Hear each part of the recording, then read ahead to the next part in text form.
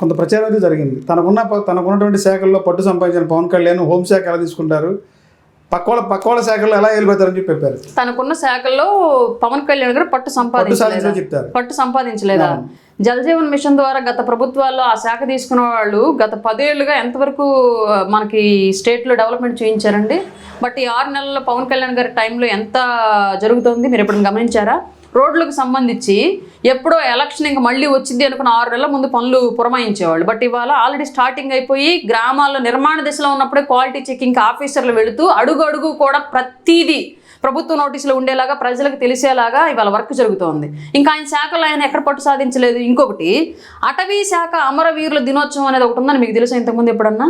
నాకు తెలియదు. కానీ ఇప్పుడు పవన్ కళ్యాణ్ గారు ఆ శాఖ తీసుకున్న తర్వాత అటవీ శాఖలో కూడా ఆ శాఖ నిర్వర్తిస్తూ ప్రాణాలు కోల్పోయినటువంటి సిబ్బందికి కూడా అమరవీర సంస్మరణ దినోత్సవం చేస్తారని చెప్పేసి ఈయన ఆధ్వర్యంలో అది ఘనంగా జరిగిన తర్వాత వాళ్ళకి ఘనమైన నివాళులు అర్పించిన తర్వాత మనకు తెలిసింది.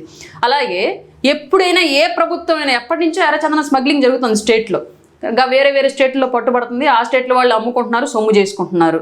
కానీ ఎప్పుడైనా సరే ఈ కట్టడి చేయడానికి చేసే ప్రయత్నాలు పక్క స్టేట్లో పట్టుబడితే అది మా రాష్ట్రానికి సంబంధించింది కాబట్టి మాకు 60% ఇవ్వండి, మీ రాష్ట్రంలో పట్టుబడింది మీరు పట్టుకున్నారు కాబట్టి మీరు 40% తీసుకోండి అని చెప్పేసి రాష్ట్రానికి ఆదాయం వచ్చేలాగా ఎప్పుడైనా డీల్ మాట్లాడిన సిచ్యువేషన్లో మనం చూసామండి గతంలో. అది ఈసారి జరిగింది. ఏనుగులు చేసే బీభత్సానికి మన్యం ప్రాంతాల్లో శివారు ప్రాంతాల్లో అల్లాడే ప్రజలు ప్రాణాలు పోగొట్టుకున్న సందర్భాలే ఉన్నాయి. ప్రభుత్వాలు ఏం చేయాలి అర్థంగా జుట్టు బిక్కిన సందర్భాలు ఉన్నాయి. కానీ ఏ రోజైనా మన పక్క కర్ణాటక రాష్ట్రంలో అటవీ ఏనుగులను భయపెట్టి పంపించేటువంటి ట్రైనింగ్ అయిన ఏనుగులు ఉన్నాయి. వాటిని మన రాష్ట్రానికి తీసుకొచ్చి మన రాష్ట్ర ప్రజలకు మంచి చేయొచ్చని ఆలోచన చేసినటువంటి అటవీ శాఖ మంత్రి ఎవరైనా ఉన్నారండి? ఈ రోజు పవన్ కళ్యాణ్ గారు చేశారు. ఆల్రెడీ 2 ఏనుగులు వచ్చాయండి ఆంధ్రప్రదేశ్ కి. అది ఈ రోజు పవన్ కళ్యాణ్ గారు చేసి చూపిస్తున్నారు. అంటే ఇది ప్రతిదీ కూడా ఆయన చేసే ప్రతి పని వెసులుబాటు ఉన్నప్పటికీ కూడా గత నాయకులు విస్మరించినవి ఇవన్నీ. ఆయన కూలంకుషంగా ప్రతి శాఖ మీద పట్టు సంపాదించుకున్నాడు కాబట్టి ఎక్కడ ఏ అవకాశం ఉందో ప్రతి అవకాశాన్ని రాష్ట్ర ప్రజల కోసం వినియోగిస్తున్నాడు. ఏదో పవన్ కళ్యాణ్ గారి మీద బురద జల్లేయాలి అర్జెంటుగా, ఆయన మంచి పేరు వస్తుంది, ఆయన వల్ల ప్రజలు మంచి పొందుతున్నారు, ఇంకెప్పటికీ ఆయన నాయకుడిగా ఓడిపోరు, మనం నాయకులకు గెలవలేము అన్నటువంటి దుర్బుద్ధం ఉన్న వాళ్ళు చేసేటువంటి బురద ప్రచారాలే తప్ప ఇవన్నీ కూడా గతంలో ఎన్నడూ కని విని ఎరుగనటువంటి నాయకత్వాన్ని ఈరోజు పవన్ కళ్యాణ్ గారిలో చూస్తున్నాము.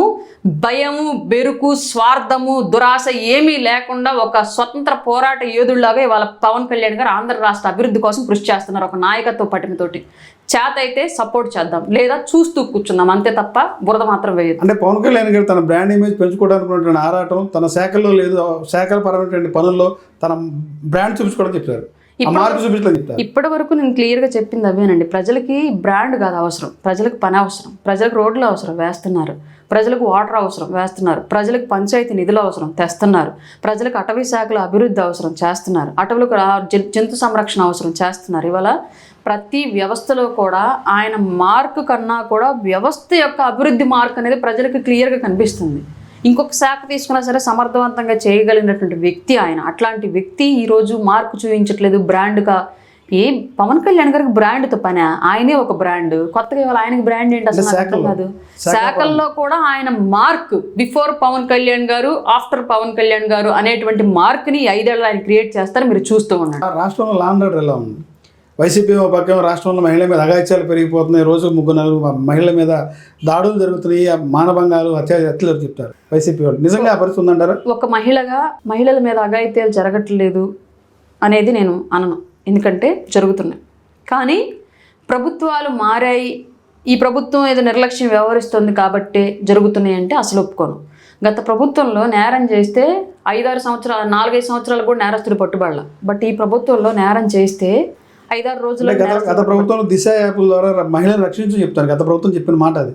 పదే కూడా ప్రచారం కూడా జరిగింది. ఎవరికి దిశ యాప్? నేను ఎక్కడో సూపర్ మార్కెట్లో పని చేసుకుంటా ఉంటే మేనేజర్గా 2 లేడీ కానిస్టేబుల్ వచ్చి నా ఫోన్లో బలవంతంగా ఇన్స్టాల్ చేసి వెళ్ళారు. దానిని యాప్ ఇన్స్టాల్ నాకు వద్దమ్మ తల్లి అన్నా కానీ వాళ్ళే బలవంతంగా ఇన్స్టాల్ చేసి వెళ్ళారు. దానివల్ల యూజ్ ఎవరికి జరిగింది నాకు అర్థం కాలేదు. అసలు దిశ పోలీస్ స్టేషన్లో పనులు జరగలేదు, దిశ యాక్ట్ అసలు అమల్లోకి రాలేదు. దిశ యాప్, దిశ యాక్ట్ ద్వారా రాష్ట్రంలో ఏ ఒక్క మహిళలపై జరిగినటువంటి దాడికి శిక్షలు కోర్టులో ట్రయల్ జరగలేదు, దాని మీద శిక్ష పడలేదు.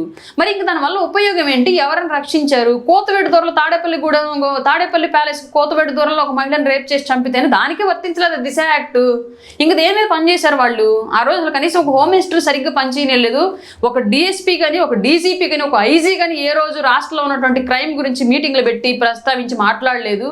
ప్రతిదానికి సజ్జల రామకృష్ణారెడ్డి, లేదంటే కమ్మ సామాజిక వర్గాన్ని విమర్శించాల్సి వస్తేనేమో కొడాలి నాని, కాపు సామాజిక వర్గాన్ని విమర్శించాల్సి వస్తేనేమో పేరుని నాని, ఇంకేదైనా ఉద్యోగపరంగా ఏది పడితే అది మాట్లాడాలనుకుంటేనేమో గుడివాడ అమర్నాథ్, అంబటి రాంబాబు వీళ్ళు వచ్చి మాట్లాడారు తప్ప ఏ రోజు కూడా వ్యవస్థలు మాట్లాడిన సిచ్యువేషన్ లేదు వైసీపీ టైంలో. మనం ఇవాళ ఎందుకు దాని గురించి ప్రస్తావించుకోవాలి అనవసరంగా? కళ్ళకు కనిపించింది కాబట్టి ప్రజలు పక్కన పెట్టేశారు. ఇవాళ హోమ్ మినిస్టర్ సవ్యంగా తను శక్తి సమర్థవంతంగా పనిచేస్తుంది, ఆవిడకి 100% రైట్స్ ఇచ్చి స్వేచ్ఛగా వదిలేశారు, ఆవిడకి పవర్స్ ఇచ్చేసి మా గవర్నమెంట్ ప్రతి చోట శిక్ష కంట్రోల్ చేయబడుతున్నారు. ఇంకొక విషయం ఏంటంటే మెయిన్లీ ఉద్యోగాలు లేకపోవడం మూలంగా బలార్దుర్గా తిరిగే బ్యాచ్లు ఎక్కువ ఉండడం మూలంగా ఇట్లాంటి క్రైమ్స్ జరుగుతూ ఉంటాయి. రెండోది గంజాయి, డ్రగ్స్, ఈ మాదక ద్రవ్యాల విచక్షణ కోల్పోయి ఇట్లాంటి దాడులు తెగబడుతూ ఉంటారు. వాటి మీద పూర్తిగా ఈరోజు ఈగల్ అనే ఒక టీంని పెట్టేసి స్పెషల్ పోలీస్ని దానికి ఇచ్చేసే ఈగల్ టీంకి అదొక వ్యవస్థను నెలకొల్పి దాని ద్వారా ఈ డ్రగ్స్, గంజాయి వీటన్నింటి కంట్రోల్కి ప్రభుత్వం పెద్ద ఎత్తున కసరత్తు చేస్తుంది. ఆల్రెడీ సక్సెస్ అయి చూపిస్తుంది కూడా. గంజాయి కూడా ఈ మధ్యకాలంలో కాలేజీలో ఎక్కువ పెరిగిపోయింది విపరీతంగా. గత ప్రభుత్వంలో నేను చాలా ఇన్సిడెంట్స్లో నేను ప్రత్యక్ష సాక్షిని. గంజాయి తాగుతున్నారని చెప్పేసి ఇక్కడ ఫోన్లు చేస్తే పోలీస్ యంత్రాంగం మాట్లాడే మాటలు ఏంటంటే, దిగిన తర్వాత ఫోన్ చేయండి, తెల్లారి వచ్చి తీసుకెళ్తామనేవాళ్ళు. ఎందుకంటే ఆ టైంలో బట్టకొస్తే వాడు ఏం చేసుకుంటే మా మీదకి వచ్చింది అంటారు. తెల్లారి ఫోన్ చేస్తే ఇప్పుడు తాగట్లేదు కదండి మేము చెప్తాంలే ఏ ఏరియా అడ్రస్ మాకు పంపించండి అనేవాళ్ళు అయిపోయేది. రెండోది కాలేజీల దగ్గర పిల్లలకి గంజాయి సప్లై కాలేజీలోని కొన్ని చోట్ల కొంతమంది వెళ్ళి అమ్మేవాళ్ళు. దాన్ని తాగుతుంటే తల్లిదండ్రులకేమో హాస్టల్లో ఉన్న పిల్లల విషయాలు తెలియదు, తోటి పిల్లలు ఇబ్బంది పెడుతుంటే వాళ్ళు వచ్చి కంప్లైంట్లు చేసేవాళ్ళు మాకు. మేము వెళ్ళి కాలేజీ యంత్రాంగానికి మేము ఇన్ఫర్మేషన్ ఇస్తే వాళ్ళు మళ్ళీ రివర్స్లో ఎవడైతే మాకు ఇన్ఫర్మేషన్ ఇచ్చారో వాడి మీద యాక్షన్ తీసుకునేవాళ్ళు. ఎందుకు? ఈ గంజాయి అమ్ముతున్న విషయం బయటకు పంపించింది వాడే కాబట్టి. లోకల్గా ఏం జరిగినా మాకు ఇబ్బంది లేదు, బయటికి వెళ్తేనే మా కాలేజీలకు ఇబ్బంది కదా అన్నట్టుగా తాగేవాడి మీద ఏమి యాక్షన్ తీసుకోకుండా మాకు చెప్పేవాడి మీద యాక్షన్ తీసుకున్న సందర్భాలు మేము చాలా చూసాము.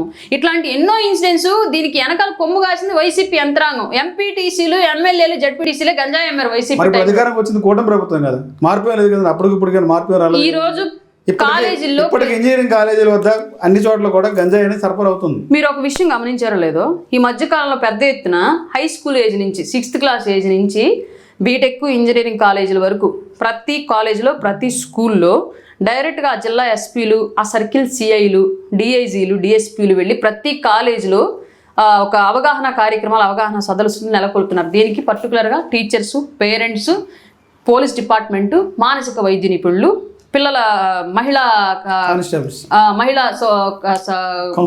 కౌన్సిలర్స్ అందరూ వెళ్ళి క్లియర్గా వాటిలో పాల్గొంటున్నాం. నేను కూడా చాలా కార్యక్రమాలకు పాల్గొన్నాను. నేను కూడా చాలా మందికి మోటివేషన్గా ఇలా ఉంటుంది, మీరు ఇట్లా చేయొద్దని చెప్పి చెప్పడం జరిగింది. ఇట్లాంటి కింది స్థాయి నుంచి తప్పు జరగకుండా మంచిదారి వైపు మళ్ళేలాగా ఒక అవగాహన కార్యక్రమాలు అనేవి గత ప్రభుత్వంలో ఎప్పుడు జరిగాయి. అలవాటు పడ్డవాడిని కంట్రోల్ చేయడానికి చాలా కష్టం, కానీ ఆ అలవాటు వైపు పోకుండా చేయడం చాలా ఈజీ. ప్రభుత్వం ఆ మార్గం ఎంచుకొని స్కూల్ స్థాయి నుంచి ఆ దిశలో వెళుతోంది కాబట్టి ఈ సంవత్సరం కాకపోతే నెక్స్ట్ సంవత్సరం 100% సక్సెస్ఫుల్ రిజల్ట్ ఈ గవర్నమెంట్ చూసింది, మా ఎన్డీఏ గవర్నమెంట్.